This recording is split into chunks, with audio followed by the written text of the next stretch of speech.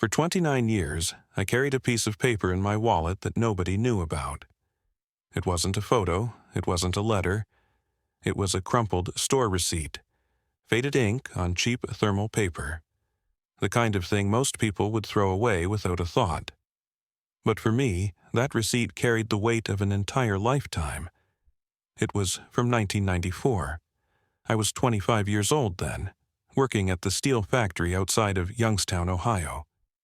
That receipt was for a brand new red mountain bike, $149.99. I worked 2 shifts in a row to afford it. And because of those 2 shifts, I missed something I can never get back. I missed my son Ethan's 5th birthday. I can still see his little face when I finally walked in the next morning, covered in grease and dust, exhausted to the bone, holding my lunch pail in one hand and the bike receipt in the other. He was sitting at the table, still in his pajamas, staring at the bright red bike I'd parked in the living room. I thought he'd jump up and down.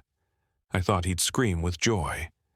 Instead, he looked at me with tears in his eyes and said, "Why didn't you come to my party, Dad?" That one question haunted me for nearly 3 decades. Ethan never really forgave me.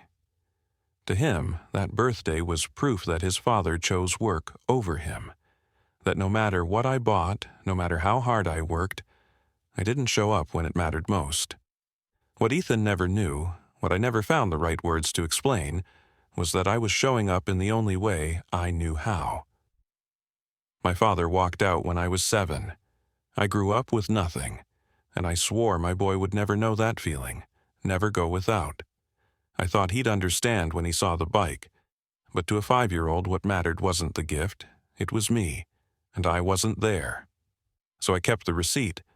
I folded it and tucked it into my wallet like some sacred relic.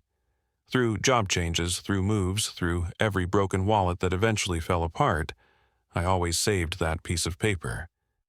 I told myself, one day, when Ethan's older, I'll show him this. He'll know I wasn't absent. I was fighting for him. He'll see I never stopped loving him. But the years rolled on, and the distance between us only grew wider. Phone calls turned shorter. Holidays turned quieter. He built his own life, and I stayed in mine. And every time I thought about pulling that receipt out, about showing him the proof of what I sacrificed, I stopped myself. Because deep down I was afraid. Afraid it wouldn't matter. Afraid he'd just see it as an excuse. Until yesterday. Yesterday, I finally put the receipt in an envelope. I wrote his name on the front in shaky handwriting. And inside, with that brittle slip of paper, I placed a note. Just one sentence. I never left. You just never looked. When I slid that envelope into the mailbox, I felt something break open inside me. 29 years of silence, regret, and unspoken love. And now, for the first time, I want to tell you the story behind that receipt. The story of a birthday I missed. A boy who thought his dad didn't care, and the truth I carried in my wallet for almost 3 decades. This isn't a story about a bike. It's about what happens when love and sacrifice get tangled up in silence. It's about how one moment can shape a lifetime of misunderstanding, and it's about what it means to finally, after all these years, try to make it right. Camera pauses. Narrator breathes deeply, eyes heavy with memory. My name is David Mercer. I'm a father.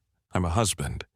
And for most of my life, I've been a man carrying a secret that weighed more than steel. And this is the story of the receipt. Back in 1994, my life was simple on the outside, but heavy on the inside. I was 25 years old, married to Linda, the woman I'd loved since high school. We had one child, Ethan. He had just turned 5 that summer. Blonde hair like his mom, wide brown eyes like mine, and a smile that could melt the hardest man in the factory. He was the kind of kid who could make you forget every worry just by running into your arms. But the truth is, I wasn't around enough for him to run into my arms. Not the way a father should be. We lived in a small 2-bedroom house in Youngstown, Ohio. The walls rattled every time a truck went down the street, and the paint on the porch was always peeling. But it was ours, paid for by sweat, overtime, and the aching bones of my back. I was proud of that. Proud that Ethan had a roof, a bed, and a place to call home. At the time, I worked at Millridge Steel, a place where men went in young and came out broken. 12-hour shifts in a furnace-hot building filled with the clang of machinery and the smell of burnt metal. It was brutal work, but it was steady, and steady meant survival. I carried a deep fear that followed me like a shadow. My father had left when I was 7 years old. One morning, he kissed me on the forehead, told me to be good for my mom, and by nightfall, he was gone. No letter, no call, no explanation. I grew up watching my mother struggle to keep food on the table. I knew the hollow ache of birthdays without a father at the table, and I swore with every part of me that my son would never feel that kind of abandonment. But here's where life played its cruel trick. In trying so hard to not be absent financially, I became absent physically. Linda used to say it all the time. David, he doesn't care about toys, he doesn't care about bikes, he just wants you. She'd sit across from me at the kitchen table, tired eyes but soft voice, trying to reach me, and I'd answer the same way every time. I'm doing this for him, Lynn. He'll understand someday, he'll see I was building him something better. She would sigh, shake her head, and whisper, but you're missing the now. That cut me deeper than I let on. Because I knew she was right, but I didn't know how to stop. How do you stop grinding when the fear of not providing never leaves you? As Ethan's birthday approached that year, Linda suggested we throw a little party. Nothing fancy, just cake, balloons, maybe a few kids from down the street. I remember Ethan tugging on my shirt, looking up at me with those brown eyes. Daddy, will you be there? And I smiled and ruffled his hair. Of course, buddy, I wouldn't miss it. But inside, I already knew the truth. I'd seen the schedule pinned on the break room wall. Double shifts were open that day, and I'd been staring at a flyer in the shop window for weeks. A shiny red mountain bike, the kind every kid on the block wanted. $149.99. More than we had in the bank, but maybe just enough if I picked up those extra hours. So I made my choice. I told myself I was being a good father. I told myself I was giving him what I never had.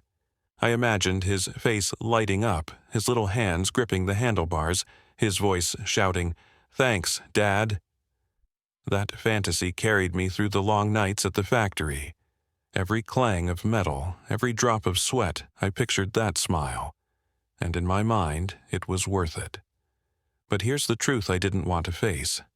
A 5-year-old boy doesn't measure love in bikes or bills paid or hours worked.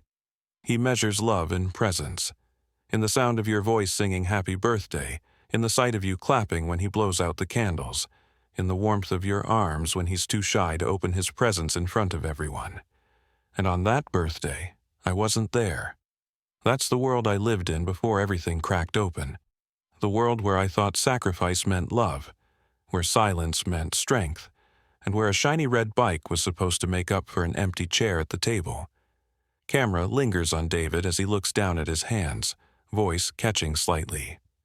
That was 1994, the year I thought I was showing up, and the year my son decided I never did. The night of Ethan's 5th birthday is burned into my memory in a way I wish I could erase. I walked into the factory that afternoon with his face in my mind, the way his eyes lit up when he asked me if I'd be at the party, and I told myself, this shift is for him. This bike will make it all worth it. But as the hours dragged on, the truth sank in. Every clang of metal, every hiss of steam, it was like a clock ticking louder and louder, reminding me of what I was missing. Meanwhile, across town, our little house filled with laughter I couldn't hear. Linda had decorated the kitchen with streamers she bought from the dollar store. She told me later that Ethan wore a paper crown and kept asking every 15 minutes, "Is Dad here yet?" Every time the door creaked, his head whipped around, expecting me.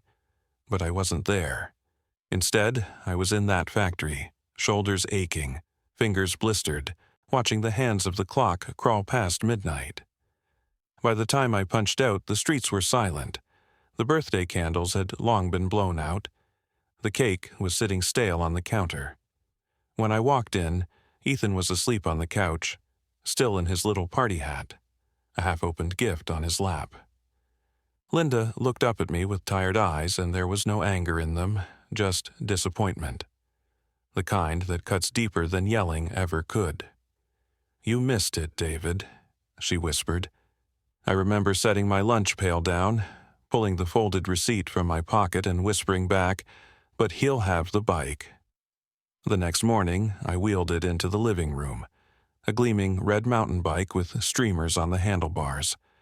I was proud, nervous, excited to see his reaction.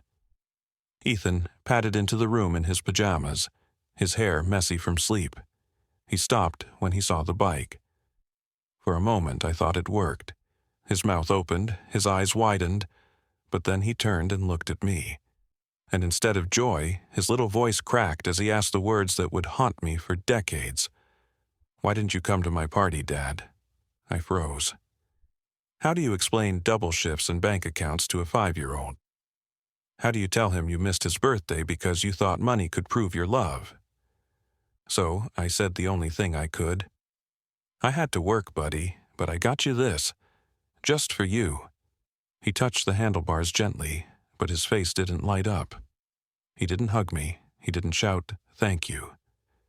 He just stared at the bike, then at me, with tears running down his cheeks.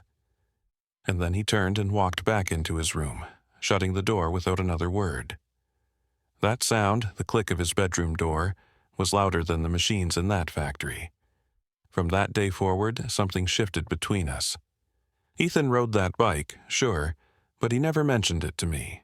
He never said it was the best gift ever, the way I'd pictured. It became just another thing he had, not a bridge between us. As he grew older, the silence grew with him. When I came home late, he stopped asking why. When I promised I'd make it to his games or recitals, he'd nod but never look me in the eye. And if I didn't show, he didn't even ask anymore. It was like he decided, once and for all, that his dad was just absent. Linda tried to talk to me about it. "David, he needs you. Not your overtime pay, not another toy. He needs you." But I thought I was doing the right thing. I thought I was teaching him what sacrifice looked like. What I didn't realize back then was that to Ethan, it didn't look like sacrifice. It looked like abandonment. And that receipt, I couldn't bring myself to throw it away. Every time I opened my wallet, it reminded me of the cost of that night. I told myself that someday he'd see it differently, that someday, when he was older, he'd understand what that piece of paper meant. But as the years passed, all he seemed to understand was that his father never showed up. And the farther he pulled away, the heavier that little piece of paper felt in my pocket. David pauses, eyes distant, voice breaking slightly. That was the night I thought I gave my son the world, and he thought I gave him nothing at all. Time has a way of wearing down even the strongest steel, and for me, it wasn't just my body that started breaking. It was the years of silence between me and my son. By the time I hit my 50s, my health was catching up with me. The long factory shifts, the years of lifting, grinding, inhaling smoke and dust, they left their mark. My back ached constantly. My knees were shot, and I started taking pills for my blood pressure. Every morning, I'd sit at the kitchen table with a row of prescriptions lined up beside my coffee, staring at them like they were little reminders that time was no longer on my side. Ethan was a grown man by then, 34 years old, married, with a little boy of his own. My grandson, Michael. A bright, curious kid who reminded me so much of Ethan at that age, it sometimes made my chest ache just to look at him. But here's the thing, even with a grandson, Ethan still kept me at arm's length. He'd let me come to birthday parties, but I could feel it in the way he spoke to me. Polite, distant, careful. Like I was a guest, not his father. like he was making sure his son didn't see him hold any resentment, but also making sure I never forgot it was there. One Christmas stands out in particular. We were all sitting in the living room after dinner, wrapping paper scattered across the floor, Michael running around with his new toy cars. I sat in my chair, watching everyone laugh, and I felt invisible. Ethan barely looked my way, and when I tried to talk to him, asked him about work, about his house, his answers were short, clipped, like he was filling a quota. That night, when everyone had gone to bed, I sat alone in the living room with the tree lights flickering against the dark window. And I pulled out my wallet. There it was. The same folded, faded piece of paper I'd carried for nearly 3 decades, the receipt from 1994. The receipt that had haunted me every single day. I unfolded it carefully, as if it might crumble in my hands, and just stared at the numbers, $149.99, sales tax, store logo half worn away, and at the bottom, the date, October 22nd, 1994, Ethan's 5th birthday. I thought about how many times I'd almost shown it to him, how many times I'd wanted to sit him down and say, "Look, son, this is proof. Proof that I wasn't absent, that I was fighting for you." But every time, fear stopped me. Fear that he'd roll his eyes.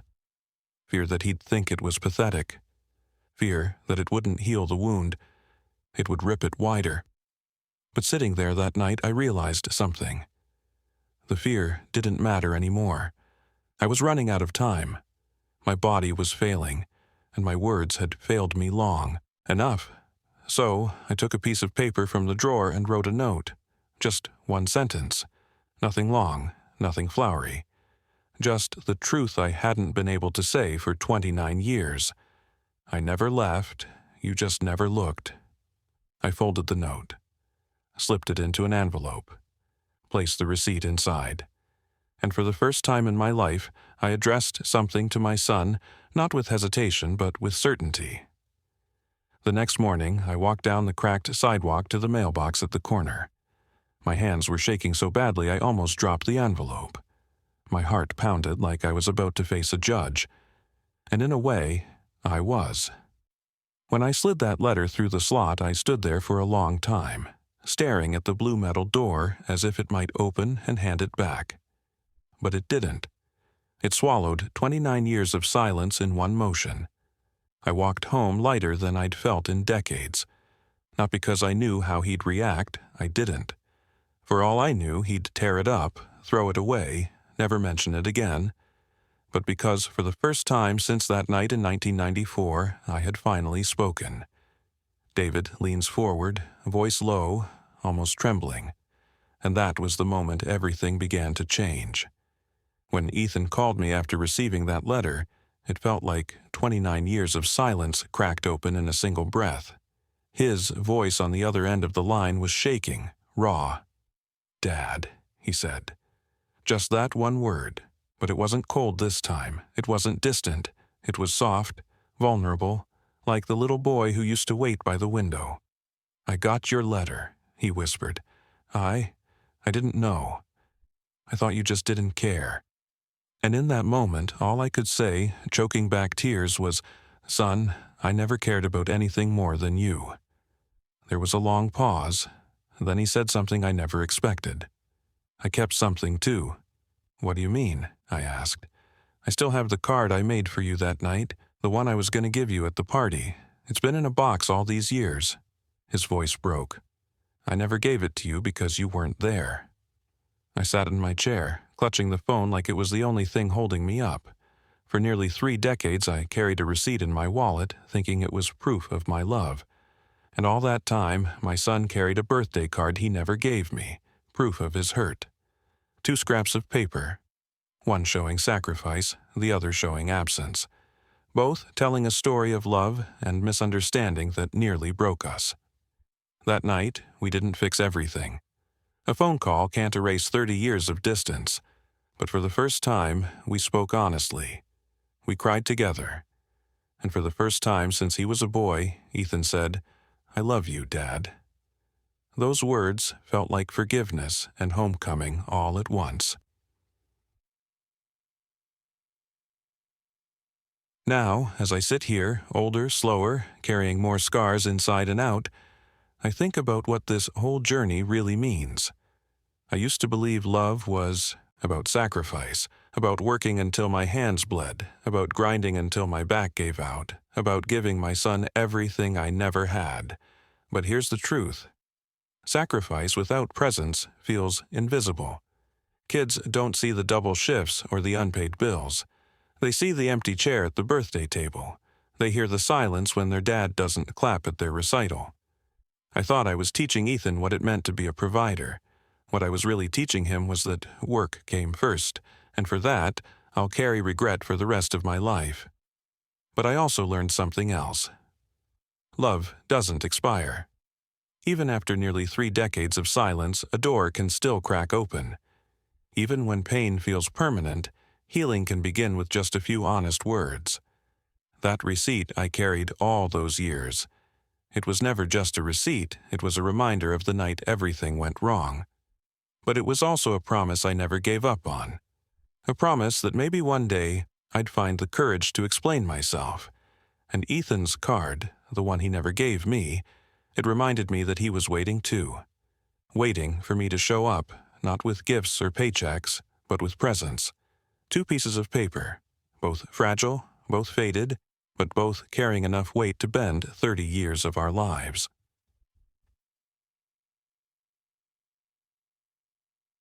If you're watching this, maybe you're carrying your own receipt.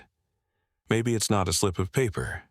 Maybe it's a memory, or a mistake, or words you never said. Maybe you've been waiting too long to make it right. Here's what I'll tell you. Don't wait as long as I did. Don't let fear keep you silent. Don't assume the people you love already know. Say it. Show it. Be there. Because the truth is, bikes break, receipts fade, and houses crumble. But the time you give, the moments you show up, those are what last. I mailed that receipt to my son because I wanted him to know I never left. And for the first time in nearly 30 years, he finally looked. And that made every day of regret worth it. That's my story. A receipt, a birthday, a silence that lasted too long, and a truth that finally found its way home. You know, for almost 30 years, I thought that little piece of paper was just my burden, my reminder of failure. But maybe, just maybe, it wasn't meant to stay in my wallet forever. Maybe it was meant to be shared, first with my son, and now with you. Because the truth is, we all carry something. Maybe for you it's not a receipt. Maybe it's an old photograph you can't throw away. Maybe it's a voicemail you've saved for years. Maybe it's just a memory you replay every night before bed. We all have those things that weigh us down. The difference is what we do with them.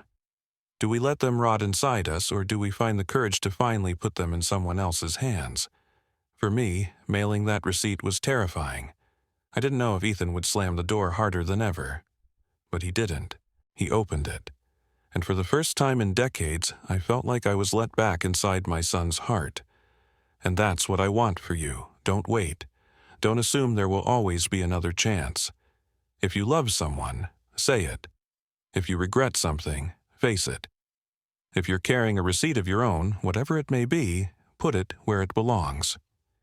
Now, before I go, I want to say something else. If this story touched you, if it made you think about your own family, your own choices, your own receipts, do me a favor. Share this video.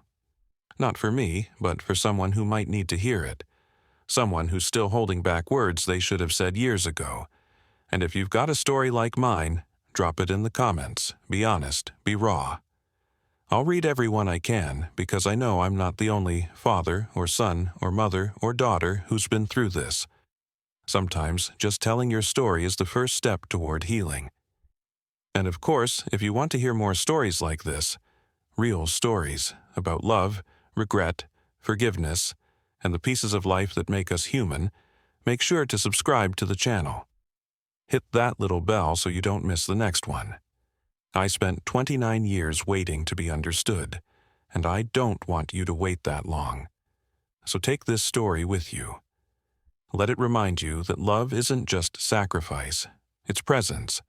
It's showing up. and it's never too late to try. Thank you for listening to mine. Camera fades to black, but David's final words linger. I never left, you just never looked.